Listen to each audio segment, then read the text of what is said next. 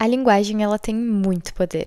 Quer ver? Se eu te falar, oi, meu nome é Bibiana e eu sou uma empresária, o que você sente e o que você pensa sobre mim? E agora se eu te falar, oi, meu nome é Bibiana e eu sou MEI, mudou alguma coisa? Eu sou de uma cidade do interior do Rio Grande do Sul, onde as pessoas que têm negócios próprios, qualquer que seja o negócio, pode ser uma minúscula loja de capinha de celular, ou uma lojinha de roupas, ou enfim, qualquer tipo mesmo de negócio. A bio do Instagram dessas pessoas é CEO de tal lugar, sabe? Particularmente acho isso, chega a me dar dor física, assim, de vergonha alheia. Mas eu entendo que a identificação com um cargo de empresário, CEO, com a linguagem mesmo, faz com que algumas pessoas criem um senso maior de autoimportância. Acho que essa é a razão, uma das razões, pelas quais as pessoas gostam de se autodenominar empresários ou, enfim, usar qualquer adjetivo para não se chamar de trabalhador. Inclusive, foi num vídeo do André Groppo que eu vi essa distinção entre trabalhador e empresário e na hora, assim, eu lembrei desses casos da minha cidade natal. Historicamente, se você parar para estudar, existe uma constante. A classe no poder ela é sempre uma minoria e essa minoria controla a maioria baseada em uma mentira. O poder de rei foi dado por Deus, né? Tipo, o direito divino. O faraó é a encarnação de Horus. A Taylor Swift é a artista mais revolucionária da geração. Enfim. E a hora que essa mentira não sustenta a opressão, geralmente uma revolução violenta tira essa minoria do poder. A mentira que a gente vive hoje, que a classe no poder usa para se manter no poder não existem classes. Para fazer você acreditar nessa mentira, eles vão usar todas as ferramentas possíveis. Uma das mais claras que você pode perceber essa doutrinação ideológica é a linguagem.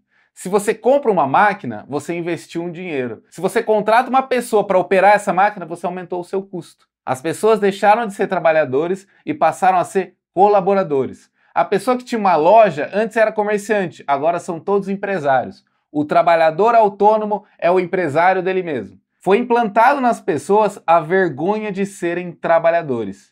Essa é a classe que ninguém tem que querer estar.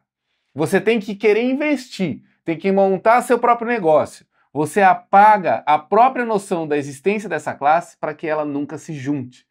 Porque ninguém tem mais consciência de classe do que a classe que domina. Por que é isso? Muitas vezes a gente usa a linguagem para conferir autoridade pro que a gente tá falando ou para quem somos, né? Especialmente quando a gente não tem um autoconceito muito bem estabelecido, quando a gente acredita que o nosso valor vem exclusivamente do nosso status econômico ou profissional mesmo. Outro exemplo clássico é o do estudante de direito, né? Eu fui uma estudante de direito, então eu via isso corriqueiramente. Você argumentar qualquer coisa em qualquer lugar e um estudante de direito surgir do nada e falar assim, não é bem assim, eu sou estudante de direito. Foda-se, amigo, sinceramente. Ainda mais agora sabendo que você usa ChatGPT pra passar nas matérias. Então, esse título aí, a gente precisa desconferir a autoridade dele, pelo amor de Deus. Eu tenho até um episódio dedicado à maneira como a nossa linguagem, as linguagens, aliás, que a gente utiliza, interferem na nossa percepção do mundo. Nesse episódio, que é o episódio 1 do Bibicast, aliás, eu comento sobre um estudo que foi feito com populações de vários lugares do mundo, e esse estudo comprovou que as populações que não tinham uma palavra para definir a cor azul não conseguiam sequer enxergar, perceber a cor azul. E esse é justamente o poder da linguagem. A linguagem, ela não só nos confere autoestima, se a gente emprega ela de maneiras que nos empoderam, digamos assim, ela também nos confere recurso para que a gente consiga identificar e se apropriar daquilo que a gente está sentindo, das nossas dores, angústias, das nossas alegrias até, das nossas paixões, dos nossos sentimentos de modo geral, né? E também para que a gente se aproprie das nossas ideias, da nossa visão de mundo. E nos últimos anos, a gente consegue perceber muito claramente como a linguagem está sendo utilizada. Se a gente para observar, né? Como a linguagem está sendo utilizada para separar as pessoas, o seu status de povo, de pobre. É muito mais encantador você se dizer empresário do que você assumir que você é MEI e que talvez, assim como eu, você precisa trabalhar às vezes mais que um CLT para viver com o básico.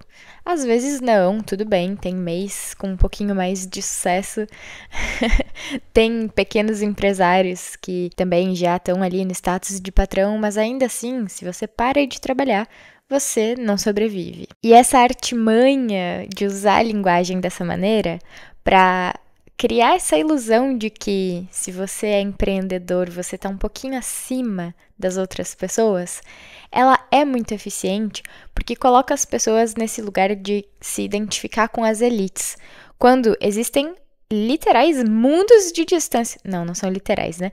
Mas enfim, existem mundos de distância entre você ser um pequeno empresário e você fazer parte de uma elite que, na verdade, a gente nem consegue enxergar de tão distante que ela tá da realidade. Mas porque existem alguns empresários que querem chegar mais pertinho ali daquele sonho de fazer parte das elites, que precisam te vender um curso high ticket para que você compre essa ilusão de que você também faz parte daquele grupo seleto que deu certo no capitalismo, sabe? Aí esses caras vão usar a linguagem dessa maneira para te convencer de que você nasceu para empreender. Você, na verdade, é diferenciado da tua família. Você vai ser o primeiro milionário da tua família. E assim, talvez você seja mesmo. E que bom pra você. Se for, parabéns. Só que a realidade do empreendedor brasileiro, ela é muito distante dos posts do Instagram que você vê, dos empresários falando... e agora, o que me estressa demais, assim, é que o cara faz um pouquinho de dinheiro e ele já tá lá no Instagram fazendo vídeo sobre relacionamentos também, né? Sobre o papel da mulher, sobre o papel do homem, sem ter uma formação no currículo. Mas é isso. A linguagem conferiu a este cara ou a esta mulher esse aval porque se eu sou empresário, se eu tenho dinheiro, se eu sou influencer, eu posso falar sobre o que eu quiser, sem que me seja cobrada responsabilidade alguma. Aí essa pessoa vai tentar te convencer de que você precisa ser o provedor da tua casa, ou, se você for mulher, que você precisa ser a dona de casa? Não, eles não usam essa palavra, né? Tradwife. Até nisso, essa articulação da linguagem tá muito presente. Não é mais dona de casa, é tradwife. É uma coisa mais chique, uma coisa mais, assim, desejável. Enfim, e aí quando você cria nomes novos para as coisas, dá aquela repaginada nelas, elas se tornam mais atraentes, mais desejáveis. E a gente assim, quando o marketing é muito bem feito, eu acho que a maioria das pessoas para de questionar o propósito daquilo, né? Ou nem começa, na verdade, a indagar o porquê. Por que esse tema tá tão em alta atualmente? Por que ser um empreendedor, um empresário é algo tão desejável? Acho que, pelo menos para mim, uma das coisas que me pegaria nesse discurso seria a ideia de liberdade, né? Eu ter autonomia para decidir o que fazer com a minha vida, que produto vender, que horários trabalhar. Na prática, entretanto, a gente sabe que a realidade você precisa trabalhar tanto quanto um CLT ou mais para ter o básico. Ou então, você precisa ser desonesto o suficiente para conseguir vender promessas vazias para as pessoas e isso não te matar por dentro, porque no caso você já tá, né, morto por dentro se você fizer isso. E esse arquétipo criado do empreendedor, ele me lembra muito o Rei de Fogo no tarô, o Rei de Paus, que é um arcano que fala sobre esse cara que faz o que ele quer na hora que ele quer, e ele é um cara muito poderoso, ele é empreendedor e ele conquista as coisas com o fogo, assim, do espírito dele. E aí, se você lembra que o tarô foi criado lá na Europa, né, num contexto, assim, medieval, faz muito sentido este ser um arquétipo, um arcano, visto com bons olhos, né? Nossa, esse rei, ele é incrível. Só que eu, como uma estudiosa do tarô, e atualmente eu tô fazendo o meu próprio baralho de tarô, né? Inclusive, se você tá assistindo esse vídeo, você tá no episódio 35, ou seja, já fiz 35 cartas do meu baralho. Eu gosto bastante de destrinchar os elementos da carta e entender que propósitos essa linguagem tá tentando atingir. Porque o tarô também é uma linguagem, né? Ele é uma linguagem visual, mas é uma linguagem. Não passa disso na minha percepção. A forma como você usa essa linguagem aí é outra história. Mas, pra mim, ele é pura linguagem. E aí, como eu tenho essa intenção muito forte de decolonizar um pouco, inclusive o tarô, né, que é uma ferramenta criada por mãos colonizadoras, querendo ou não. Quando eu redesenhei essa carta do Rei de Paus, eu transformei ela no Gato de Fogo, porque o gato é o protagonista do naipe de fogo no baralho que eu tô criando, e eu queria tirar os elementos da coroa, né, do rei, rainha, os elementos da corte, pra desvincular o tarô dessa ideia colonial mesmo, de que existe um rei, uma pessoa mais poderosa, e de que existem até papéis ali, né, rei, rainha, aquela coisa da energia feminina e masculina. E aí o gato de fogo, ele surge como essa reavaliação da energia do empreendedorismo e da autonomia. Muitas vezes a gente tem essa ilusão de que a autonomia é vencer no sistema, de que a liberdade suficiente é a de não ter chefe, não ter alguém mandando em você, né? Mas o quão livres nós somos dentro do sistema capitalista, de fato?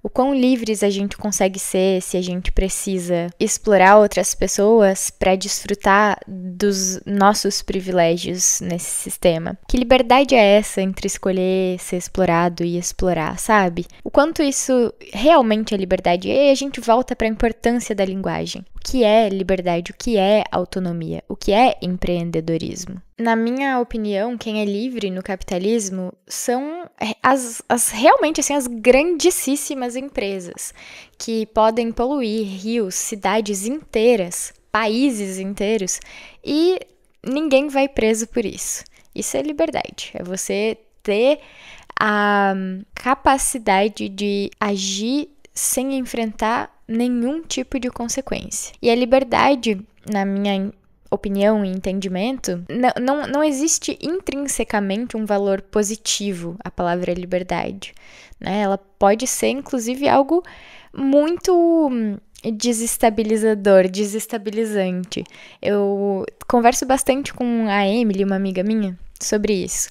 A gente tem liberdade de horários, eu e ela, ambas somos MEI, né? Mas até que ponto essa liberdade, ela nos serve de forma positiva? Porque no dia a dia, tendo essa liberdade, a gente precisa ou encontrar formas de organizar a nossa rotina para que a gente ocupe bem essa liberdade, conseguindo descansar e conseguindo, enfim, fazer aquilo que precisa ser feito para manutenção da nossa sobrevivência, né?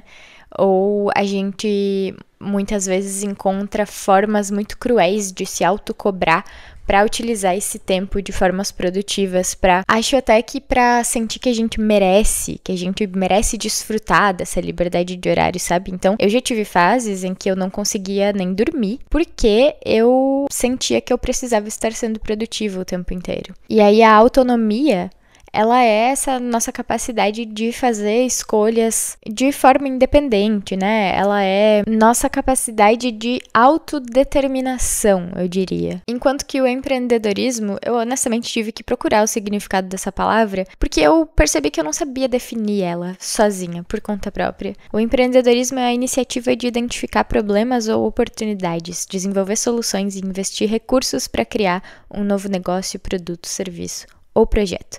Essencialmente é a capacidade de transformar ideias em realidade, assumindo riscos calculados e buscando gerar valor e impacto. Na prática, muitas vezes o empreendedorismo é você criar a demanda, criar uma necessidade no público para vender uma solução, né? Foi isso que acho que o exemplo mais claro e evidente, assim, de todos é a Gillette, que inventou a necessidade da depilação feminina para vender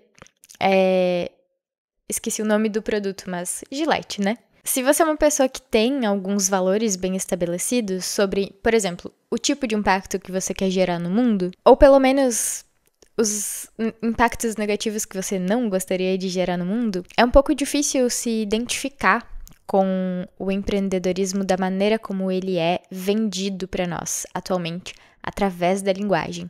Literalmente vendido e literalmente através da linguagem. Então, quando esse discurso chega até nós, e diz que a gente precisa estar empreendendo e que a gente poderia estar desfrutando de tais e tais coisas no mundo se a gente desapegasse um pouco da autocrítica e só tivesse confiança para vender um produto, um serviço, fica um pouco mais fácil de identificar que, na verdade, as pessoas só estão querendo te vender um estilo de vida ou, literalmente, um método, um curso para que você queira se identificar com esse ideal do empreendedorismo e justamente passe a defender os interesses das pessoas que realmente são grandes empresários, né? Quando você veste essa camisa, você não tá vestindo uma camisa de CLT, mas você tá vestindo a camisa dos interesses políticos das elites.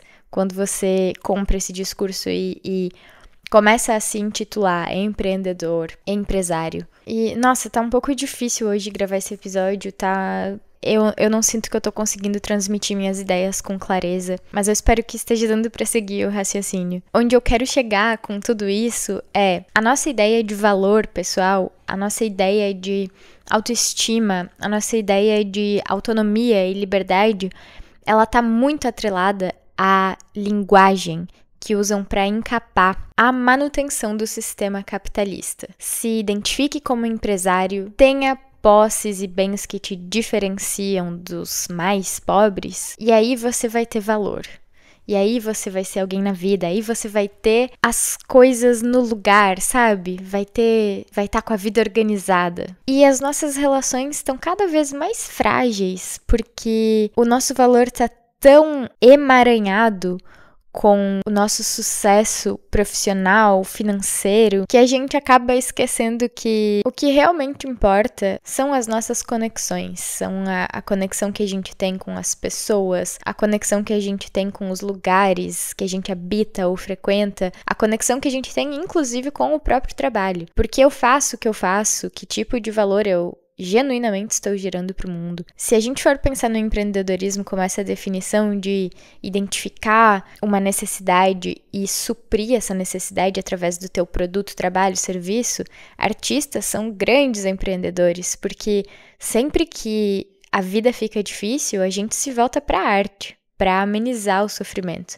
Para uma música triste para conseguir chorar, para um filme para aliviar um pouco as tensões. E é tão grande essa ideia de que o nosso valor está atrelado ao tamanho das nossas conquistas, que a gente acaba até procrastinando grandes atividades, porque elas, se a gente falhar nelas, elas vão dizer algo sobre o nosso valor como pessoa, como indivíduo, né? Por exemplo, tem pessoas que têm muita dificuldade para começar ou concluir tarefas grandes. Meu exemplo mesmo, gravar um vídeo para o YouTube. Eu particularmente não procrastino, mas é sempre um peso pra mim. Eu penso em gravar, eu fico um pouco nervosa, porque eu sei que isso vai estar ali disponível para pessoas acessarem a qualquer momento. E parece idiota falar isso, né? Porque essa é a premissa de ter um canal no YouTube. Mas, ao mesmo tempo em que eu quero me conectar com as pessoas através do meu trabalho, eu ainda tenho essa ideia muito internalizada de que se eu errar, se eu cometer um erro, se eu não falar tão bem, como é o caso do vídeo de hoje, eu definitivamente não tô falando muito bem, isso vai dizer algo sobre o meu valor como pessoa, né? Quando, na verdade, tudo é experiência, e tem um meme que tá bem popular nesses últimos dias na internet, que é: quando o objetivo é a experiência, tudo é uma vitória. Você não erra, você não falha. E o meu objetivo, desde que eu pensei nessa carta de tarô e nesse episódio em específico, era justamente nos distanciar um pouco dessa ideia de que o nosso valor depende das nossas conquistas. O nosso valor, ele é intrínseco a existirmos, e a real é que a gente nasceu para experienciar coisas. A gente nasceu para experienciar, a gente nasceu para se conectar. Qualquer que seja a tua abordagem filosófica diante da vida, você não vai passar por ela sem conexões. Você não vai passar por ela sem ser cuidado por alguém. E eu espero que sem cuidar de alguém também. Essa troca, ela é tão importante. É tão importante você exercitar o cuidado também com os outros e consigo mesmo. Você não vai passar pela vida sem se emocionar com algo lindo que a natureza te proporciona ou que algum material artístico te proporciona e que te toca de uma certa maneira.